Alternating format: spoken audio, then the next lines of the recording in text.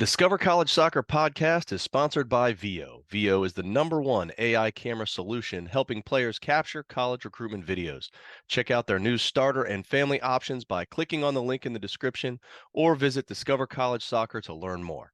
Hi, everybody. Welcome to Discover College Soccer. Today, I'm lucky enough to be joined by Coach Jeremy from Simpson College out in Iowa. Welcome, Coach. Yeah, awesome. Thanks for having me. Yeah, thanks for being here. We're talking mid-November. You just wrapped up a very successful season, making it to the second round of the NCAAs. So congrats on that. Yeah, thank you. Thank you. It was yeah, I've got a Costa Rica soccer shirt on because I haven't caught up from laundry from the weekend. So it was really awesome experience. Well, we'll be just fine with that Costa Rica soccer shirt. Although I'm not sure you got any Costa Ricans on that roster of yours at the No, moment. none yet. I've coached one, but none here. Okay. Well, speaking of roster and recruiting, in terms of being a D3 women's program, is it now just full bore on the class of 24? What's that kind of timeline looking like for you now as you move into recruitment for the next year? Yeah, we're pretty close to being done with 24, and have probably had 10 15 25s on campus so far. So we're at this stage for 2024, closing on the few that we know about, and looking at some transfers. Whether it's junior college or Division 1 or Division 2, or good Division 3 transfers. That's an area that I think will start to become more appealing to after a couple years of succeeding. And so we're hoping to start to bring in that population a little bit more than we have. Okay. Well, you mentioned 25, so when do you really start talking to players? I know you and I were just chatting. My daughter's at 26, but Yeah, Division 3, yeah. you don't have the restrictions, so kind of build out for me what your typical calendar timeline is and when you're looking at and talking to folks. We like to kind of wrap up the class or be pretty close to done with the class before we start into our fall season. So the goal is to September 1, August 1, kind of be at 60-70% of the following year committed. Um, the way I lay it out for our recruits is that you want to choose to be here so I can give you all my attention when we're in season. So there's never no recruiting, but I do really like to compartmentalize and try and just live in the moment through September, October, and November. And if we're fortunate enough to be in a spot where we can, then that's great. If not, then we'll have to recruit through season. But and then now is really when we really truly start to kick on to 2025s. So the junior class. The ones that we've had on so far know our program, maybe been to some camps, are local in the area, and so it's girls that we've known about, seen several times as we've recruited their teammates. But now we're in kind of the exposure to 2025 mode where we're getting out to some different events and showcases to try and really evaluate that class, and then bring them on all spring and get them closer to feeling ready to choose Simpson over the summer. Okay. Well, you mentioned events and tournaments and whatnot. So what are some of your kind of must-hit events and places you like to go to see players play? Yeah, that's that, and I've heard you ask other coaches that question. That's always something that I'm deciding between. And I think with the real shift in the landscape between ECNL, ECNL RL, and the GA landscape over the last really 2 years, it's changed some of the tournaments I'd regularly gone to. Some of the top level teams aren't at those events, and so there's still a lot of good players at those events, but I think we're trying to look at how to use our dollars, our recruiting dollars, in the most impactful way. And I still think I'm figuring that out. I don't know. And so we're going to go to a lot of events here regionally. Kansas City and St. Louis will get our attention in the next 2 or 3 weeks. Here we'll be in both those communities. But then in the Midwest we start to get snow and go inside. So then it's places that have the ability to host us indoors that we're trying to find. Okay. Well, you mentioned also earlier getting people on campus and camps. So do you guys do ID camps? Do you and your staff work other ID camps? How do camps fit in? Yeah, we try and be active in a lot of different ways. I think it's a really, I think one of our staff's strengths is being able to connect and relate to players. And so being able to just be our authentic selves as coaches and getting in front of them, I think is an important part for our recruiting process.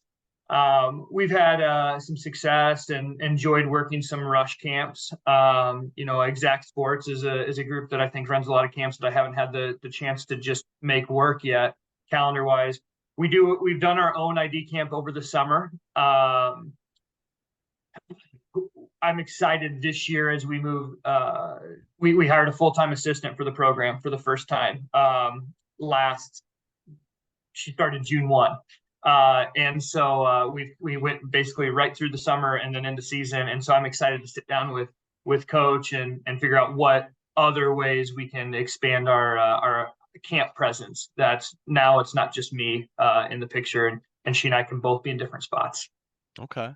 Well, whether it's at a camp or a tournament or anywhere else, kind of what makes up the hierarchy of things you're looking for in a player, whether that's on the field stuff or off field stuff. Yeah, we always say that we're looking for four things. First is talent. We've got to be able to attract players that we feel like can win on the national stage. We want to be considered one of the top 25 teams in the country every single year. And so we have to have a baseline of talent. I do think that's the easiest box to check. I think there's so many talented soccer players in this country. The next two things are character traits. We're looking for really positive and upbeat young women, and then really competitive young women that aren't afraid to be their athletic and competitive selves and have a little bit of an edge. But I can't just have a team of alphas, and so we've got to have a team that likes each other, are selfless, and like to be around each other and have some personality there. Then the fourth thing we've added in the last two recruiting classes, I thought, and it seems simple, but we want girls that love soccer. If it's a nice day and their professor canceled class, I want the kid that's texting me to open the door to go get the balls out, because that's what they do when they have free time. And so with the Division III rules and our contact time, there's a lot of ownership that they have to take in their off season, and we don't want the kids that feel like it's a grind. I want the kids that that's what they do for fun. They want to get out there and just enjoy being on the ball. Okay. Love it. Well, in terms of um, the school and cost, because parents like me, we always want to Yeah. know, okay, Yep. what's this going to run? So, not you don't have to be super specific, but if you just give me a good overview of tuition, room, board, what kind of academic packages are available, what's a typical student athlete on your team walking into? Yeah. So we try and limit GPA foundationally right away. So I'm really trying to recruit 3.5s and above. That's the group that I find we're competitive in affordability compared to the state schools in Iowa or other Division IIIs or NAIs or Division II schools. We end up really, really competitive in those markets with girls above a 3.5. That group, if they're from Iowa, ends up kind of paying in the 15 to 18,000 remaining range. If they're out of Iowa, a couple thousand more, because there's just some different state grants and aid that come in. Iowa tuition grant is a $7,500 chunk. So that's significant for our in-staters. And then we have a really cool program that our school rolled out about 3-4 years ago. Families making less than 60,000, it's full tuition.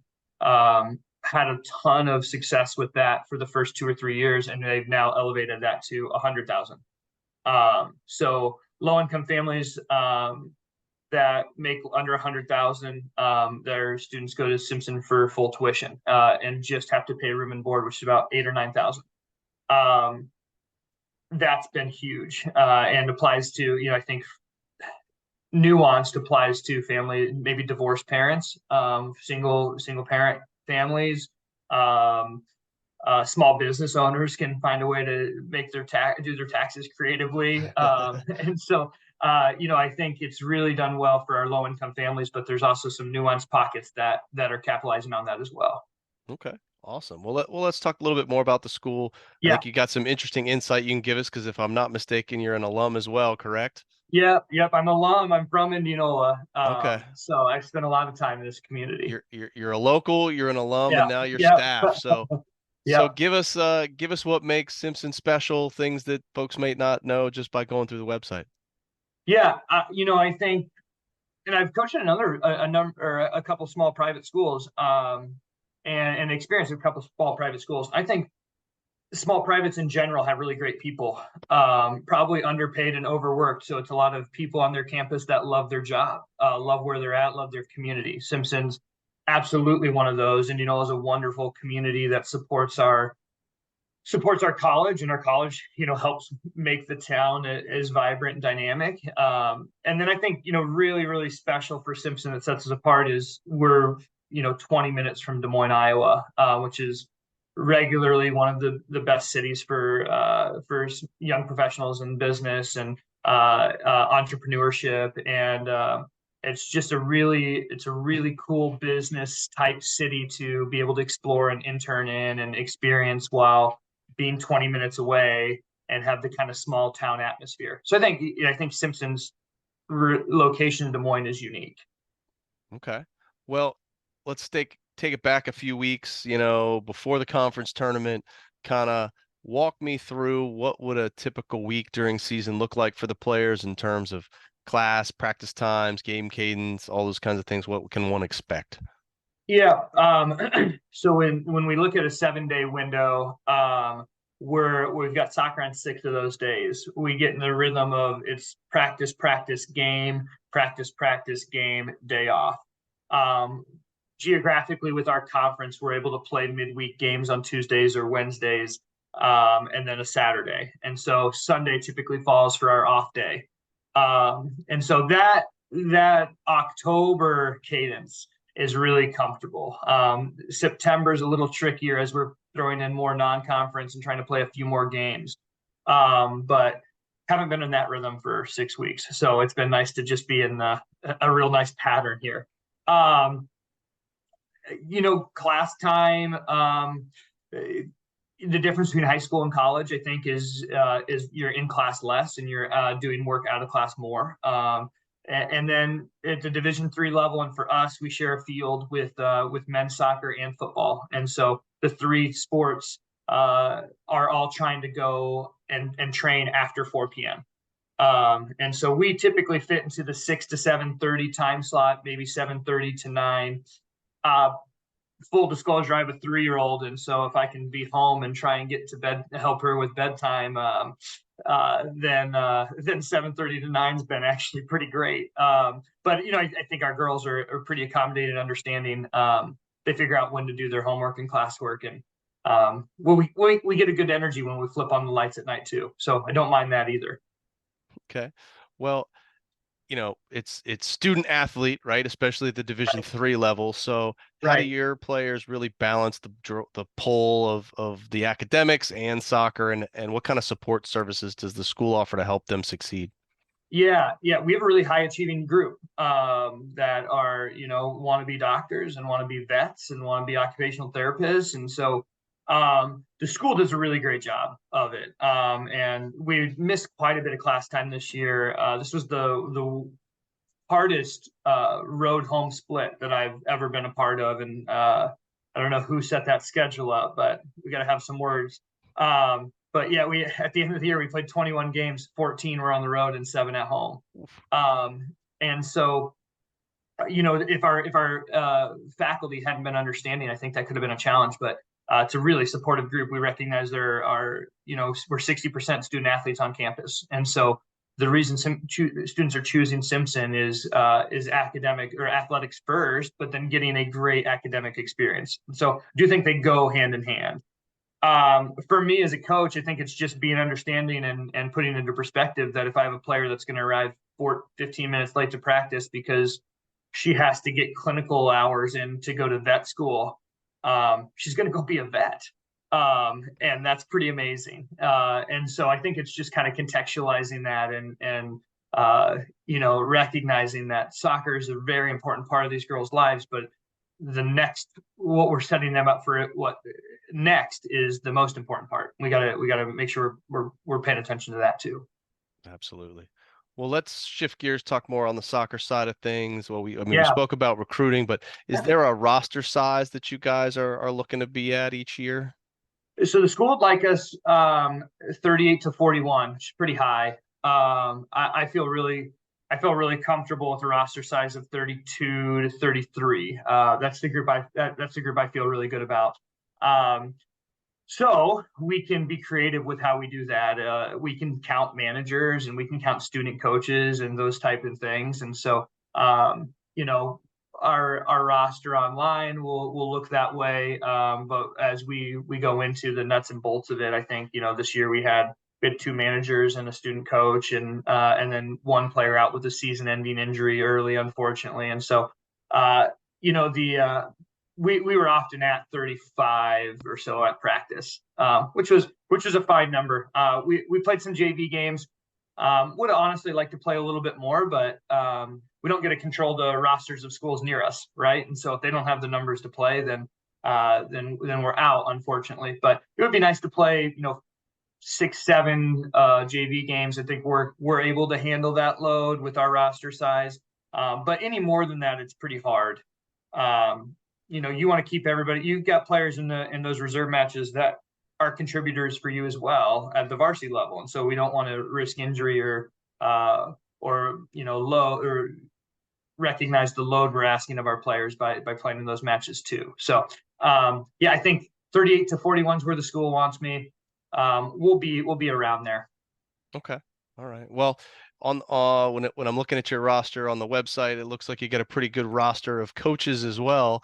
Yeah, Especially yeah, for we do. a D3 program. So talk to me about your staff and what everybody does and the roles they play.